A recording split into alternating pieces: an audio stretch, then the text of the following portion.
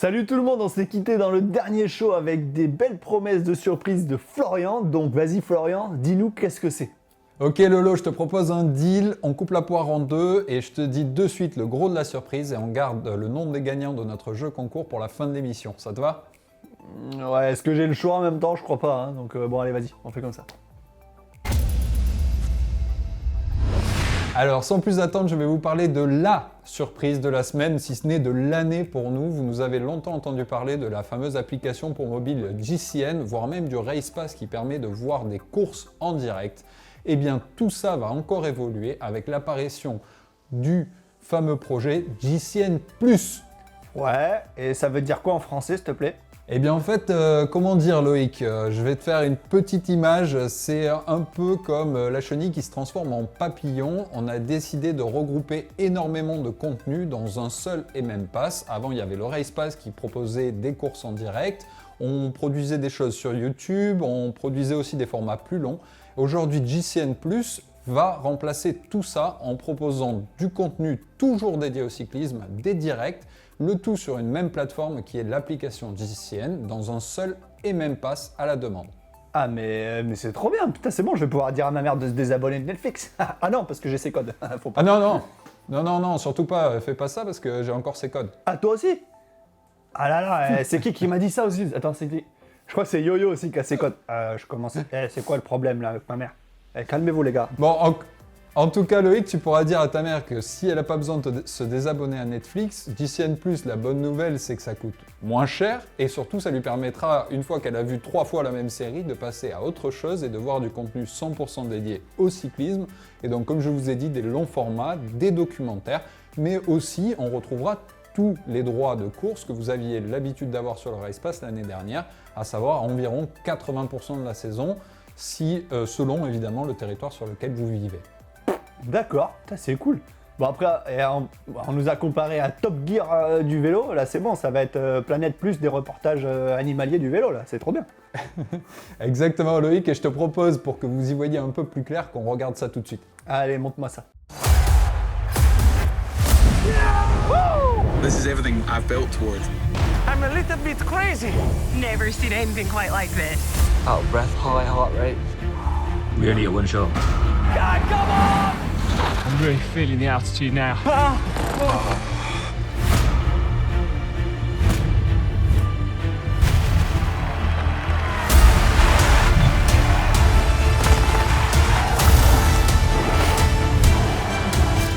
There was shades of 89, Le Mans Fignon, but this was something else. 3D printing is taking the world by storm. It was an amazing time. I met amazing people. Hello and welcome to the world of cycling. I wanted to do the impossible challenge. Look at this.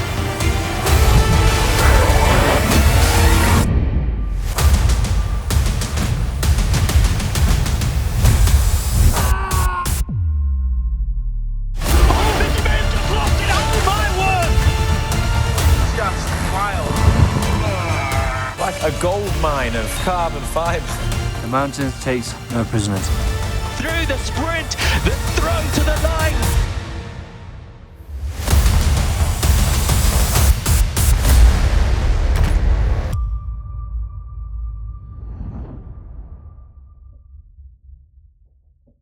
Bon, je vous rassure, si vous avez besoin de plus d'informations, notamment sur la liste des droits disponibles en fonction de votre territoire, on vous met le lien en description de cette vidéo et n'hésitez pas comme d'habitude à nous poser vos questions en commentaire.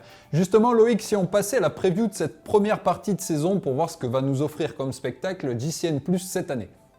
Ouais, carrément. Bah, du coup, on commence quoi avec le Tour de la Provence du 11 au 14 février qui annonce un plateau de ouf. De ouf parce que vous le savez, Covid, annulation de courses et compagnie. Du coup, il y a des grandes équipes et des très grands coureurs qui viennent. Flo, il y a qui par exemple? Eh ben oui, tu fais bien d'en parler. Évidemment, avec les conditions actuelles, il y aura énormément de gros calibres, notamment notre champion du monde Julien Alaphilippe, mais aussi le coureur le plus victorieux en 2020, Arnaud Démare. On pourrait citer également par exemple Warren Barguil, Matteo Trentin, Bauke Mollema, Enric Mas et bien d'autres. J'en passe. Donc ce sera un premier gros événement de la saison en effet. qui sera suivi ensuite de la première course par étape World Tour qui se déroulera dans les Émirats Arabes Unis, puisque c'est le Tour UAE, qui verra lui la reprise de deux gros calibres aussi, mais dans la même équipe cette année, c'est Marc Hirschi et Tadej Pogacar, Lolo. Et ouais, première fois qu'ils vont courir ensemble, ouais, ça annonce du costaud. Et je crois que Pogacar, il veut une petite revanche, non, en plus, sur le Adam Yates, c'est ça? Ouais, exactement. L'année dernière, on se souvient que le UAE Tour avait été arrêté à une étape de la fin, et c'est Adam Yates qui l'avait emporté devant Tadej Pogacar. Adam Yates qui sera cette année sous les couleurs d'Ineos Grenadier. Ouais. Ensuite, Lolo, on aura quoi en continuant cette saison? Et après, on part du côté de la Belgique et c'est le lancement des classiques et semi-classiques. Donc, il y aura l'Omloop Het Nieuwsblad, il y aura Kuurne, Bruxelles-Kuurne, la fameuse, le Grand Prix Samin des dames, puis le... Ah non, c'est le même jour? Ouais, c'est le même jour. Et le Grand Prix Samin pour les hommes. C'est le même jour. Oui, les femmes partent le matin. Excusez-moi, ça fait longtemps, j'ai pris ma retraite, je sais plus trop où j'en suis. Et après, on redescend dans le sud, du côté de l'Italie, pour le Strade Bianche Flo, avant de revenir en France sur... Paris-Nice. Voilà. Et Strade Bianche, d'ailleurs, qui est féminin et masculin également.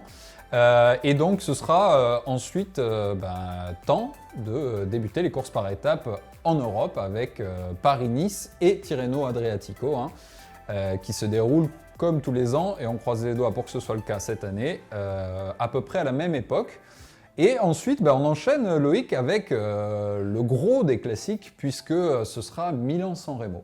Ouais, la belle Milan-San Remo, et après derrière il y aura la Vuelta Catalunya qui va s'enchaîner, avant de retourner un petit coup en Italie avec la Settimana Internazionale Coppi a Bartali. T'as vu, je fais bien l'accent comme toi. Ouais, t'es bon. Et puis on retourne chez mes potes du Branche après, en somme. Vas-y, donne-nous les noms, parce que t'aimes bien la prononciation, en somme.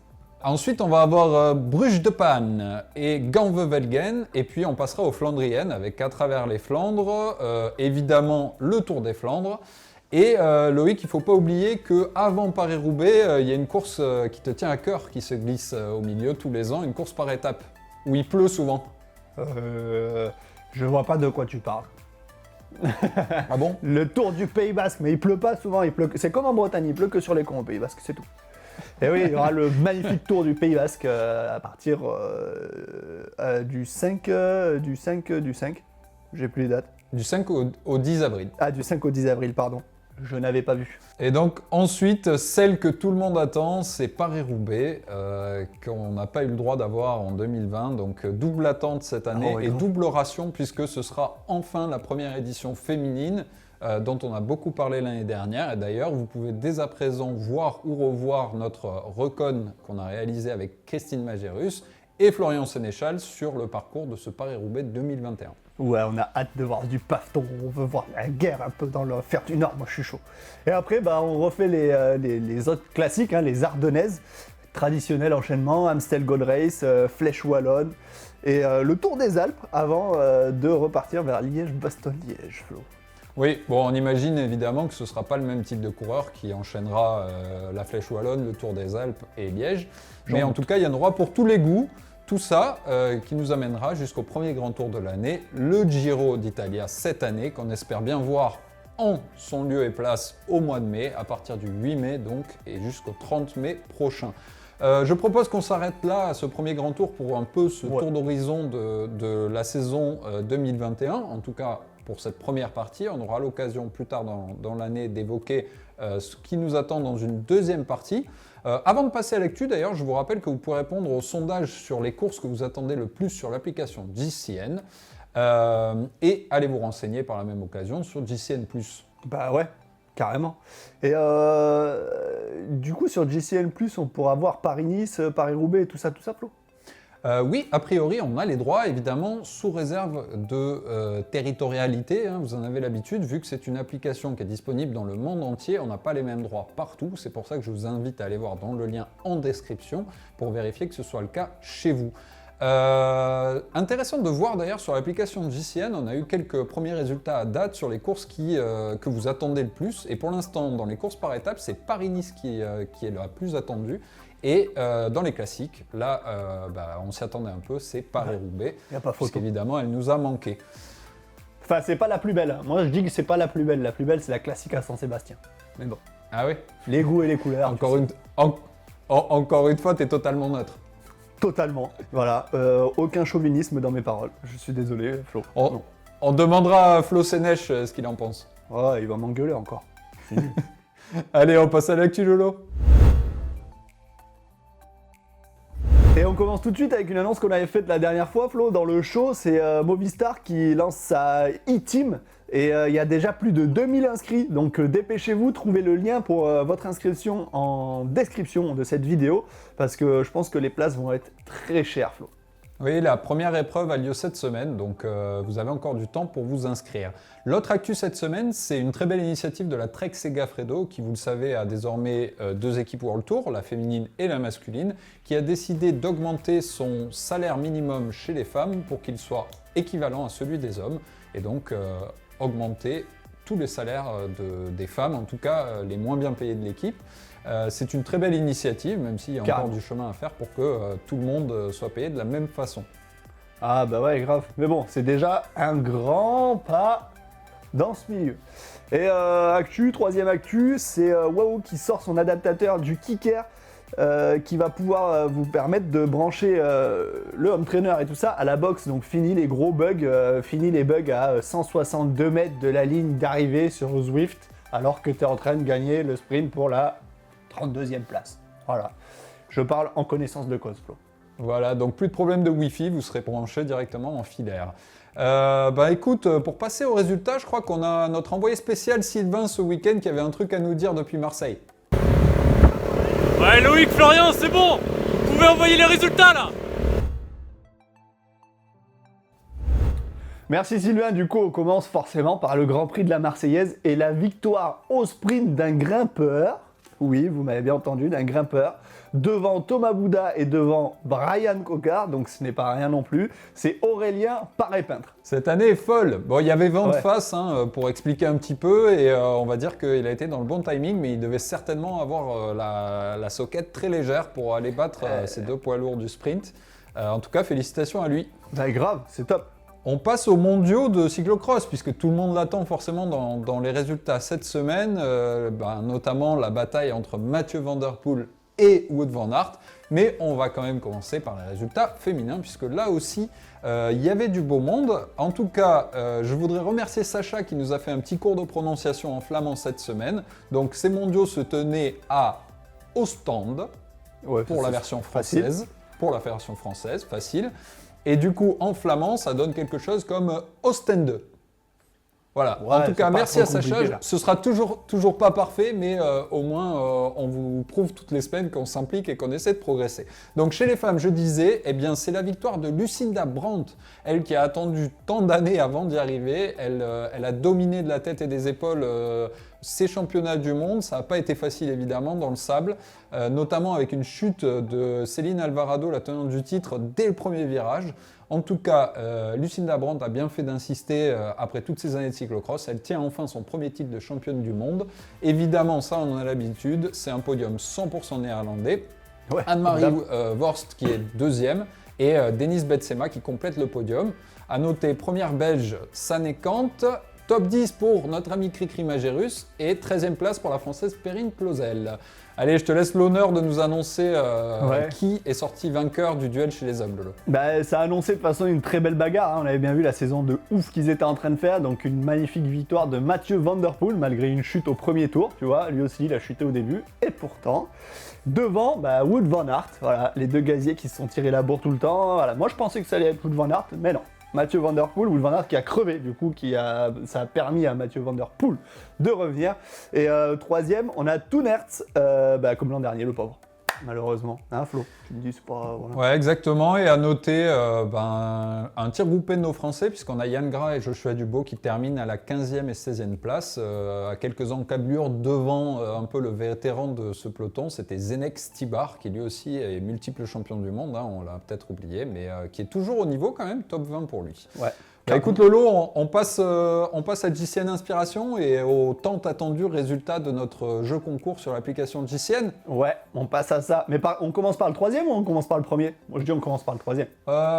Ouais, vas-y, allez, faisons comme ça. Ça fait Commence durer par le premier. suspense. Vas-y, exactement. Bon, en numéro 3, on a une espagnole, la plus espagnole des françaises, Andrea Ou l'inverse. Hein? Ou l'inverse, la plus française des Espagnols. Non, c'est la plus espagnole des françaises parce que j'ai décidé. Ok. D'accord, très bien, comme tu veux, Lolo. Andrea Roca Puig, qui nous a fait une très jolie photo de son gravel, son argon, dans la neige à Madrid. C'est un peu rare, surtout qu'à Madrid, on s'est mis 1,50 m de neige apparemment.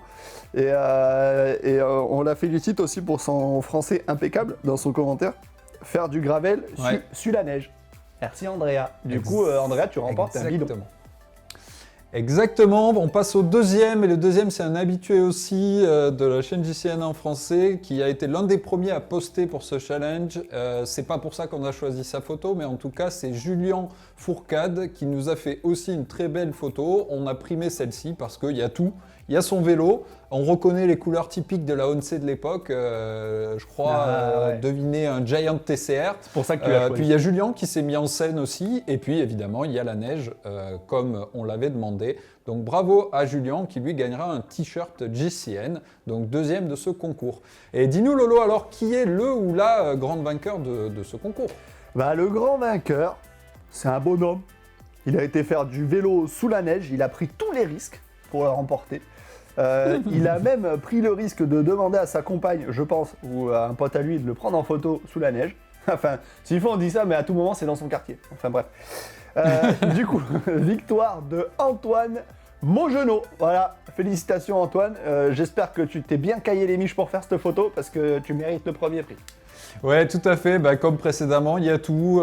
Antoine, on sait qu'il n'a pas triché, on voit qu'il est habillé pour, il est dans la neige, voilà. Bon, évidemment, on n'encourageait personne à prendre de risques pour ce concours, hein, mais comme vous avez déjà été nombreux spontanément à nous vous envoyer les photos, on s'est dit que c'était une bonne thématique. En tout cas, merci à toutes celles et ceux qui ont contribué parce qu'il y a eu énormément de photos.